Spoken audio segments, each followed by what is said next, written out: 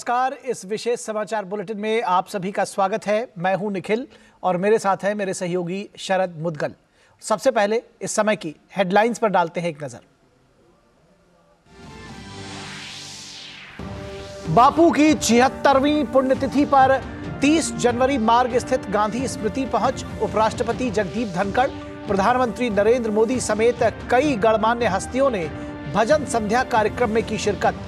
इस अवसर पर कलाकारों ने सुनाया गांधी जी का प्रिय भजन रघुपति राघव राजा राम। संसद के बजट सत्र से रक्षा मंत्री राजनाथ सिंह की अध्यक्षता में हुई सर्वदलीय बैठक। राज्यसभा में नेता सदन पीयूष गोयल समेत दोनों सदनों में विभिन्न दलों के फ्लोर लीडर्स बैठक में हुए शामिल। सत्र के दौरान सदन की कार्यवाही के सुचारू संचालन पर हुई चर्चा। चंडीगढ़ मेयर चुनाव में आप और कांग्रेस गठबंधन को तगड़ा झटका। बीजेपी के मनोज सोनकर मेयर और राजेंद्र कुमार डिप्टी मेयर निर्वाचित। बीजेपी अध्यक्ष जेपी नड्डा ने दी बधाई, कहा पहली चुनावी लड़ाई हारा इंडी गठबंधन। लोकतंत्र को लेकर कांग्रेस अध्यक्ष मल्लिकार्जुन खड़गे के बयान पर बीजेपी का करारा प्रहार। पार्टी प्रवक्ता सुधांशु त्रिवेदी ने राहुल गांधी को बताया परिवारवाद का प्रतीक। कहा बौखलाहट में कांग्रेस पार्टी दे रही है आपत्तिजनक और अनर्गल बयान। झारखंड के मुख्यमंत्री हेमंत सोरेन पर कसा ईडी का शिकंजा। कल पेश होने के लिए समन। भाजपा ने हेमंत सोरेन पर साधा निशाना, कहा मिट्टी में मिला दिया झारखंड का सम्मान। राज्यपाल की राज्य के हालात पर नजर।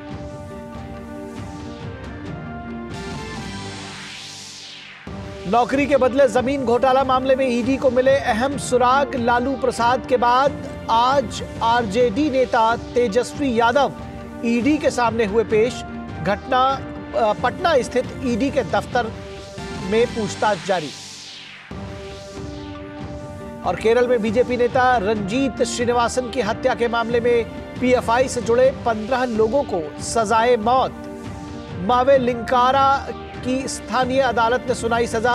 केरल बीजेपी ओबीसी मोर्चा के सचिव रंजीत श्रीनिवासन की 19 दिसंबर 2021 को बेरहमी से कर दी गई थी हत्या।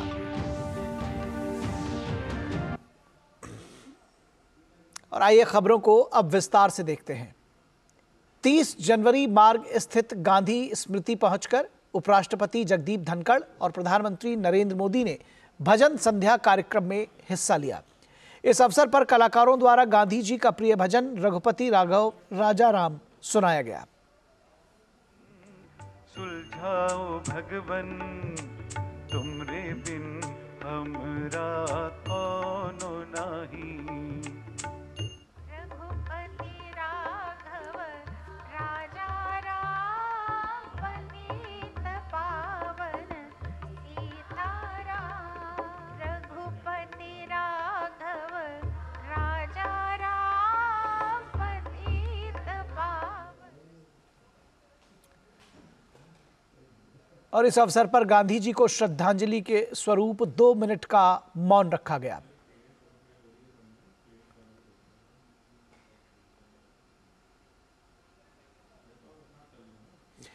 और प्रधानमंत्री नरेंद्र मोदी ने भजन संध्या में आए बच्चों से भी मुलाकात की।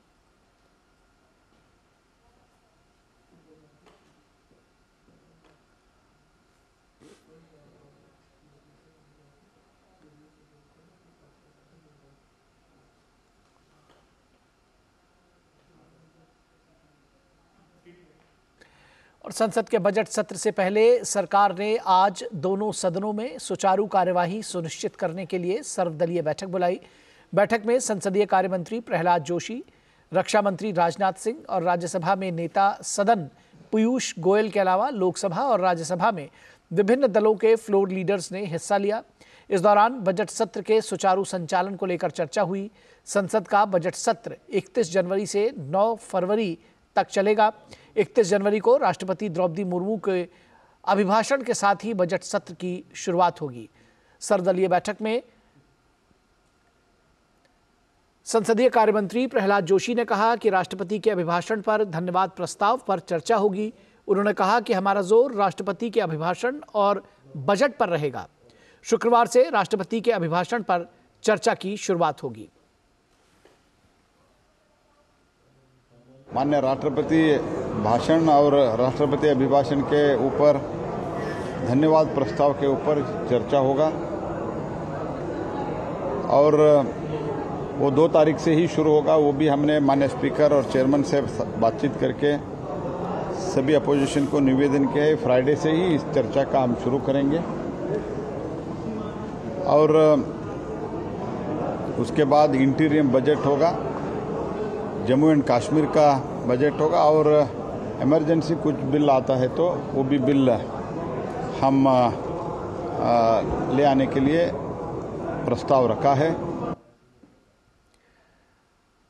और संसदीय कार्य मंत्री ने मीडिया से बातचीत के दौरान बताया कि हमने विपक्ष से आग्रह किया है कि सदन में प्लेकार्ड लेकर न आए। उन्होंने विपक्षी गठबंधन पर निशाना साधते हुए कहा कि इंडी गठबंधन ब्रेन डेड है। उन्होंने कहा कि कांग्रेस का स्वभाव तो झगड़ा करने का रहा है। इंडिया अलायंस तो हमने पहले ही बोला था कि ये फोटोशूट है, ये अननेचुरल अलायंस है, अस्वाभाविक है। जो अस्वाभाविक होता है जल्दी ही उनका मृत्यु हो जाता है। ये तो मृत्यु तो अभी हो ही गया है, ऑलमोस्ट ये ब्रेन डेड है अभी। India alliance is brain dead now. तो जब इंडिया अलायंस में हो गया तो झगड़ा तो किसी के साथ करना है। कांग्रेस का स्वभाव है झगड़ा करने का, टूटने का। इसलिए जब इंडी का झगड़ा अंतिम एंड तक आया है, बाद में अभी तो झगड़ा अपने आप करेंगे ऐसे लग रहा है। और इस मौके पर प्रहलाद जोशी ने कहा कि सरकार किसी भी मुद्दे पर बिना शर्त सदन में चर्चा कराने के लिए तैयार है। और उच्च शिक्षण संस्थानों की रैंकिंग, मूल्यांकन और प्रत्यापन प्रक्रिया में अहम बदलाव करते हुए अब संस्थानों की ग्रेडिंग व्यवस्था को खत्म कर दिया गया है। इसके बदले अब बाइनरी एक्रीडिटेशन व्यवस्था लागू की जाएगी, यानी संस्थान या तो मान्यता प्राप्त होंगे या नहीं होंगे। इसका मकसद संस्थानों को मान्यता देने की प्रक्रिया में पारदर्शिता लाना है।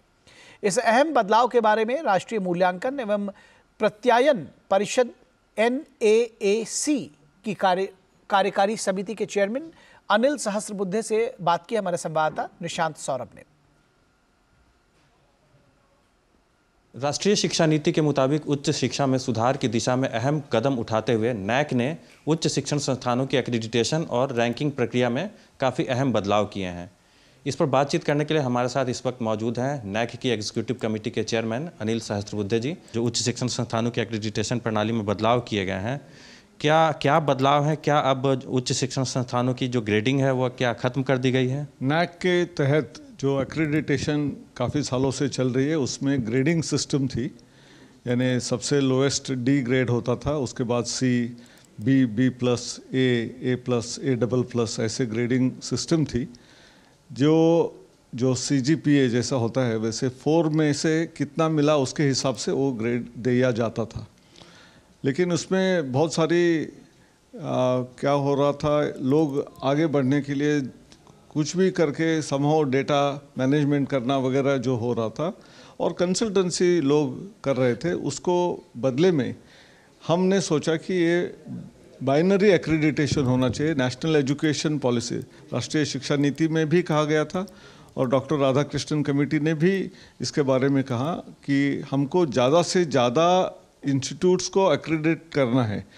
तो इसलिए बाइनरी एक्रीडिटेशन यानी एक्रीडिट हुआ है या नहीं हुआ है, इतना ही डिसीजन इसमें से आना चाहिए, ऐसी एक सिस्टम हमको बनाना चाहिए, ऐसा उसमें कहा गया था। और वो एग्जीक्यूटिव कमेटी ऑफ NAAC ने अप्रूव करके हम उसको अभी लागू करने जा रहे हैं। सर, बाइनरी एक्रीडिटेशन के अलावा मैच्योरिटी बेस्ड ग्रेडेड एक्रीडिटेशन की भी बात की गई है इसमें रिफॉर्म के तहत, ये क्या है? सारे इंस्टीट्यूट को एक्रीडिटेशन करना पड़ेगा बाइनरी एक्रीडिटेशन के तहत। उसके बाद क्वालिटी इम्प्रूवमेंट ये एक दिन का कार्य नहीं है, एक कंटिन्यूस इम्प्रूवमेंट होना चाहिए। तो अपने आप को खुद को और ज़्यादा अच्छा कैसे कर सकते हैं और उसमें अलग अलग लेवल हम पार करते हुए आगे कैसे बढ़ सकते हैं, ऐसा जैसे इलेक्ट्रॉनिक और कंप्यूटर इंडस्ट्री में CMM लेवल 1 to 5 होता है, 5 लेवल यानी हाईएस्ट लेवल होता है, तो वैसे ही एजुकेशन में भी हर इंस्टीट्यूट को हम अभी नीचे एक स्तर पर हो तो वहाँ से 2, 3, 4 ऐसे भारत में अपने देश में सबसे उत्कृष्टता कैसे पाते हुए आगे बढ़ सकते हैं, ये हर इंस्टीट्यूट को वैसे करना पड़ेगा। और इंटरनेशनली रिसर्च और जो हम बोलते हैं कि मल्टी डिसिप्लिनरी रिसर्च यूनिवर्सिटी बनने से दुनिया के यानी बड़े बड़े इंस्टीट्यूट के साथ हम साथ खड़े रह सकेंगे। ऐसा मैच्योरिटी लेवल 5 वो 1 to 5 का उसमें दर्जा दिया जाएगा। IIT, IIM जैसे जो इंस्टीट्यूट्स हैं, क्या वो भी उनके लिए भी ये ज़रूरी होगा? हाँ, उनके लिए भी ज़रूरत होगा। ऐसा हमने राष्ट्रीय शिक्षा नीति में भी कहा गया था कि सारे इंस्टीट्यूट को जोड़ना चाहिए, और जो IIT काउंसिल की मीटिंग हुई थी उसमें भी इसका जिक्र हुआ था कि उनको भी एक्रेडिटेशन प्रोसेस में पार्टिसिपेट होना पड़ेगा। वैसे रैंकिंग में तो ऑलरेडी पार्टिसिपेट कर ही रहे हैं नेशनल इंस्टीट्यूशन रैंकिंग फ्रेमवर्क में, वैसे ही एक्रेडिटेशन के लिए आना चाहिए, ऐसा है। तो उनको अच्छे लेवल पाने के लिए आसान होगा, लेवल 3, 4 ऐसे, और कुछ अच्छे इंस्टीट्यूट IITs और इंडियन इंस्टीट्यूट ऑफ साइंस जैसे है वो लेवल 5 के लिए एस्पायर करेंगे और होना चाहिए। NAC द्वारा जो उच्च शिक्षण संस्थानों की रैंकिंग और एक्रेडिटेशन प्रक्रिया में जो बदलाव किए गए हैं, ये पारदर्शिता लाने के मकसद से किया गया है, ताकि इन संस्थानों की गुणवत्ता और इनकी विश्वसनीयता में सुधार लाया जा सके। कैमरा पर्सन सुमित धीमान के साथ निशांत सौरभ, DD न्यूज़, दिल्ली। और राष्ट्रपिता महात्मा गांधी की 76वीं पुण्यतिथि पर राष्ट्रपति द्रौपदी मुर्मू ने राजघाट स्थित समाधि स्थल पर पहुंचकर श्रद्धांजलि दी। उपराष्ट्रपति जगदीप धनखड़ ने पुष्पांजलि दी। देश ने महात्मा गांधी के दिखाए रास्ते पर का असत्य को सत्य से जीतने का संकल्प दोहराया। प्रधानमंत्री ने दिल्ली स्थित राजघाट पर महात्मा गांधी को श्रद्धासुमन अर्पित किए। राष्ट्र को सत्य, अहिंसा और न्याय की राह दिखाने वाले महात्मा की पुण्यतिथि को देश शहीदी दिवस के रूप में याद करता है। 30 जनवरी को 1948 को गांधी जी की हत्या दिल्ली स्थित तत्कालीन बिरला हाउस में गोली मारकर कर दी गई थी। उस वक्त उनकी उम्र 78 वर्ष की थी। देश को अंग्रेज़ों की गुलामी से मुक्त कराने में गांधी जी का अमूल्य योगदान था। उन्होंने अहिंसा के रास्ते पर दुनिया को क्रांति करने की सीख दी थी। उनके दिशा निर्देशों पर चलते हुए देश को 15 अगस्त 1947 को स्वतंत्रता मिली थी।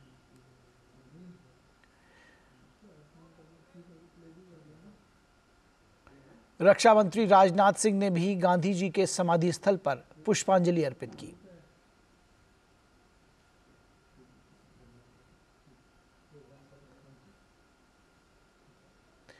कृतज्ञ राष्ट्र के तीनों सेनाओं के अध्यक्ष air chief marshal VR Chaudhary, admiral R Harikumar और जनरल मनोज पांडे सहित chief of defence staff Anil Chauhan ने श्रद्धांजलि दी।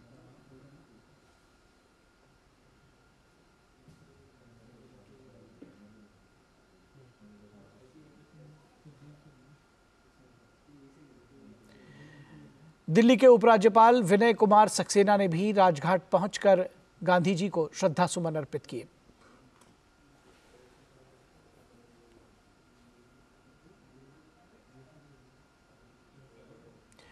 और प्रधानमंत्री नरेंद्र मोदी ने राष्ट्रपिता महात्मा गांधी को उनकी पुण्यतिथि पर नमन किया है। प्रधानमंत्री ने सोशल मीडिया प्लेटफॉर्म X पर लिखा कि मैं पूज्य बापू को उनकी पुण्यतिथि पर श्रद्धांजलि अर्पित करता हूं। मैं उन सभी को भी श्रद्धांजलि अर्पित करता हूं जो हमारे देश के लिए शहीद हुए हैं। उनका बलिदान हमें लोगों की सेवा करने और हमारे राष्ट्र के लिए उनके दृष्टिकोण को पूरा करने के लिए प्रेरित करता है। और PM मोदी ने अपनी निजी डायरी में महात्मा गांधी के विचारों को लगातार लिखते रहे हैं। उनकी डायरी के पन्ने ये भी बताते हैं कि प्रेम और सहिष्णुता की भी उन्होंने महात्मा गांधी के जीवन से ही सीखा है। प्रधानमंत्री की निजी डायरी से ये भी पता चलता है कि ये राष्ट्रपिता के जीवन से काफ़ी प्रभावित रहे हैं।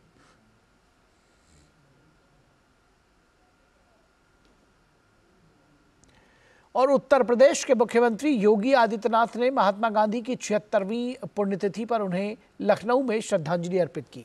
मुख्यमंत्री योगी आदित्यनाथ ने इस अवसर पर महात्मा गांधी की प्रतिमा पर माल्यार्पण किया।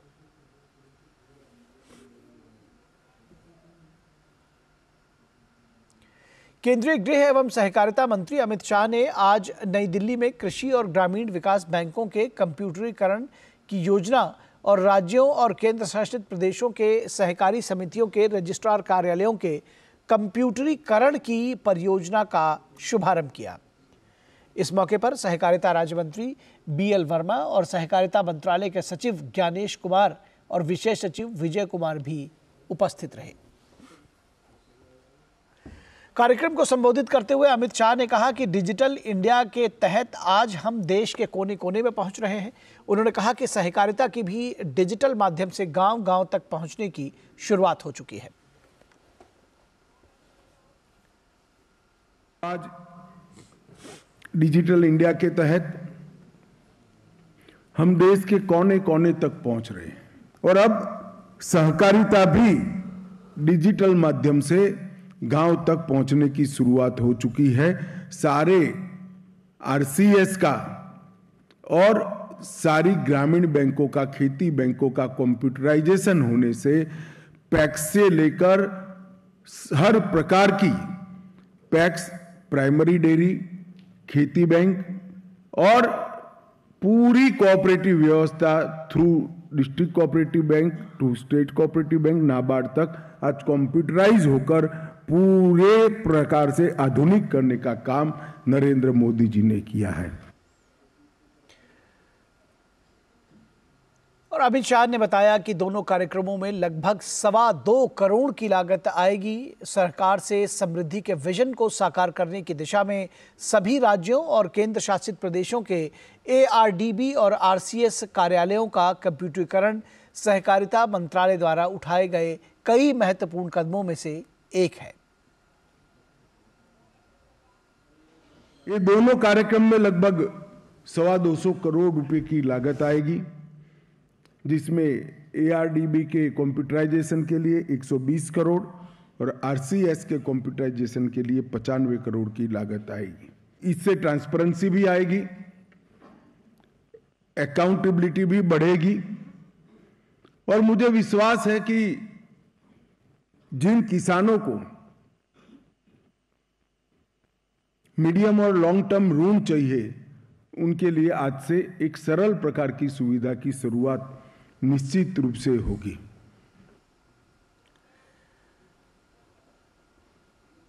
और न्यूयॉर्क के विश्व प्रसिद्ध मैडम तुसाद वैक्स म्यूजियम में बाबा रामदेव का मोम का पुतला लगाया जा रहा है। इसका अनावरण खुद योग गुरु बाबा रामदेव ने किया।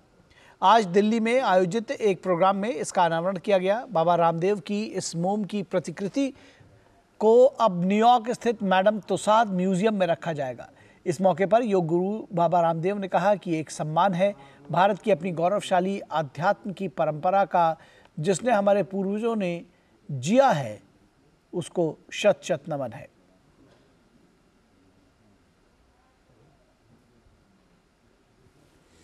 और भाजपा के राष्ट्रीय अध्यक्ष JP नड्डा ने चंडीगढ़ में मेयर पद पर भाजपा प्रत्याशी की जीत पर खुशी जताई है। उन्होंने X पर पोस्ट किया कि मेयर चुनाव जीतने के लिए भाजपा की चंडीगढ़ इकाई को बधाई। प्रधानमंत्री नरेंद्र मोदी के नेतृत्व में केंद्र शासित प्रदेशों में रिकॉर्ड विकास हुआ है। इंडी गठबंधन ने अपनी पहली चुनावी लड़ाई लड़ी और फिर भी भाजपा से हार गए। ये दर्शाता है कि न तो उनका अंक गणित काम कर रहा है और न ही उनकी केमिस्ट्री काम कर रही है।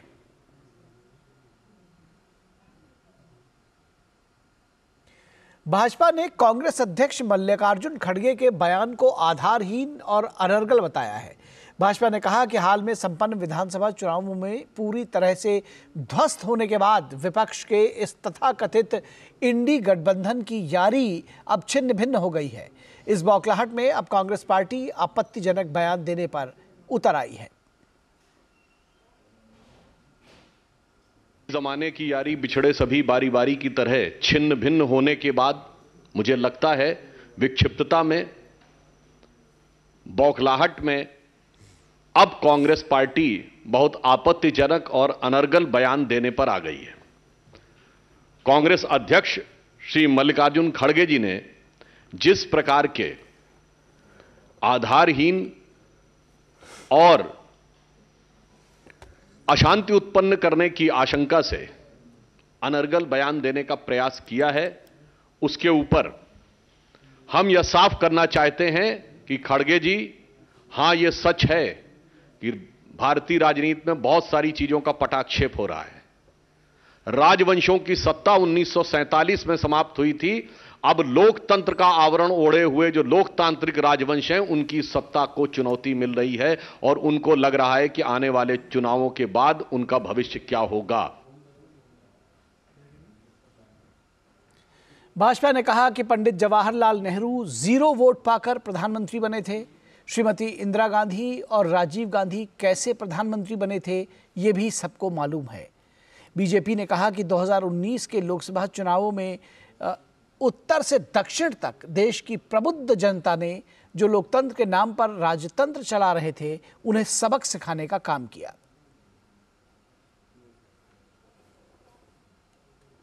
पहले प्रधानमंत्री से लेकर अंतिम प्रधानमंत्री तक 0 वोट से लेकर 0 वोट तक प्रधानमंत्री बनाने वाले लोग आज कहते हैं कि लोकतंत्र हमें समझ में नहीं आता है और लोकतंत्र के वास्तविक रक्षक वो हैं। फिर मैं कह रहा हूं, भारत के इतिहास में इनके जितने प्रधानमंत्री बने, इंदिरा गांधी जी क्या चुन के आई पहली बार? नहीं, कांग्रेस के अंदरूनी लड़ाई, इंडिकेट सिंडिकेट की लड़ाई में गूंगी गुड़िया के रूप में आई। स्वर्गीय राजीव गांधी जी क्या चुन के आए? नहीं, इंदिरा जी की दुखद हत्या से उपजी परिस्थितियों के कारण बनाए गए। श्री पीवी नरसिम्हा राव कैसे बने सबको पता है और डॉक्टर मनमोहन सिंह सबको पता है। तो भारत के राजनीतिक इतिहास में लोकतांत्रिक ढंग से अगर किसी पार्टी के 2 ही प्रधानमंत्री चुन के आए, जो जनता के सामने हमने रखा यह प्रधानमंत्री होना चाहिए और जनता ने चुन के कहा यही प्रधानमंत्री होना चाहिए, एक श्री अटल बिहारी वाजपेयी और एक श्री नरेंद्र मोदी।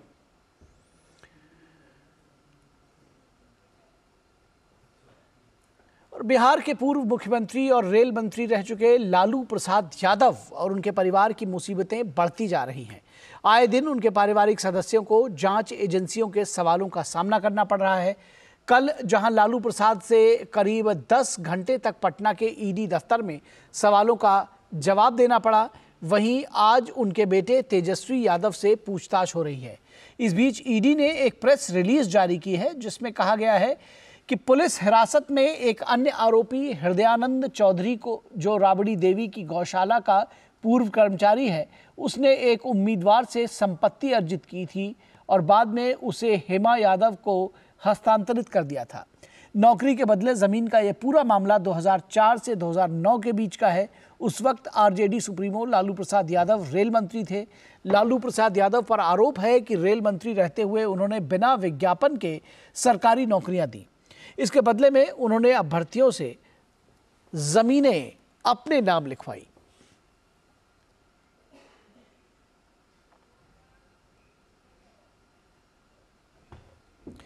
और बीजेपी के नेता और बिहार के उप मुख्यमंत्री सम्राट चौधरी ने तेजस्वी यादव से ईडी की पूछताछ के मामले पर कहा कि राजद सुप्रीमो लालू प्रसाद यादव पर सत्तासीन होने पर हर बार भ्रष्टाचार में लिप्त होने का आरोप लगाया गया है। उन्होंने कहा कि जब भी लालू प्रसाद यादव की सत्ता में रहे लोगों को नौकरी देने के बदले उनकी जमीनें हड़पी गई।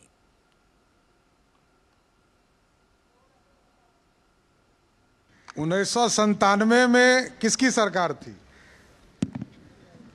और लालू प्रसाद जी जब मुख्यमंत्री रहे तो चारा खा गए और जब रेल मंत्री हुए तो वो बच्चों की नौकरी खा गए। तो इसका जांच तो होगा ना। जांच यदि जमीन किसी का लिखवाया, आप लोग मीडिया के साथी हैं, महुआ बाग चले जाइए, आपको जमीन भी दिखाई दे देगा। पटना में ऐसे और पूरे बिहार में हजारों बच्चे हैं जिनका लालू प्रसाद जी के परिवार के लोगों ने जमीन लिखवाने का काम किया। इसलिए जो जमीन लिखवाएगा उसको ईडी तो पूछेगा ही। और हेमंत सोरेन को लेकर दिल्ली से रांची तक जारी गहमा गहमी के बीच झारखंड के मुख्यमंत्री हेमंत सोरेन की अध्यक्षता में रांची में सत्ता पक्ष के मंत्री और विधायकों की बैठक हुई। लापता होने की अटकलों के बीच हेमंत सोरेन सीएम आवास पहुंचे और ये बैठक की। जेएमएम की ओर से कहा जा रहा है कि ईडी के समन पर कल सीएम जवाब देने के लिए उपलब्ध रहेंगे। ईडी की ओर से पिछले दिनों मुख्यमंत्री हेमंत सोरेन को पूछताछ के लिए 10वां समन जारी किया गया था। ईडी ने मुख्यमंत्री हेमंत सोरेन के घर से कुछ कागजात, 36 लाख रुपए की नकदी और BMW कार जब्त की है।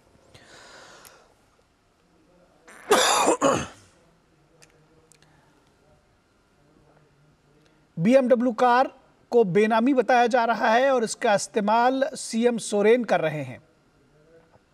उधर मुख्य विपक्षी दल बीजेपी ने हेमंत सोरेन पर ईडी के सवालों से बचने के लिए इधर उधर भागने का आरोप लगाया है। राज्यपाल ने कहा है कि संविधान के संरक्षक के रूप में हालात पर उनकी नज़र है। रांची के एसडीएम ने मुख्यमंत्री आवास, राजभवन और ईडी दफ्तर के 100 मीटर के दायरे में आज रात 10 बजे तक के लिए धारा 144 लागू कर दी है।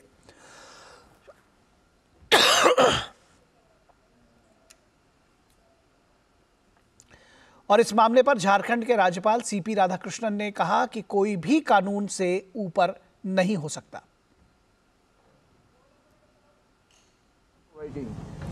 For the CM's response, nobody is above the law. I am repeatedly telling it. We have to work within the Constitution. We all are law-abiding citizens. तो इस विशेष समाचार बुलेटिन में बस इतना ही। मुझे, शरद को और हमारी पूरी टीम को दीजिए इजाजत। नमस्कार।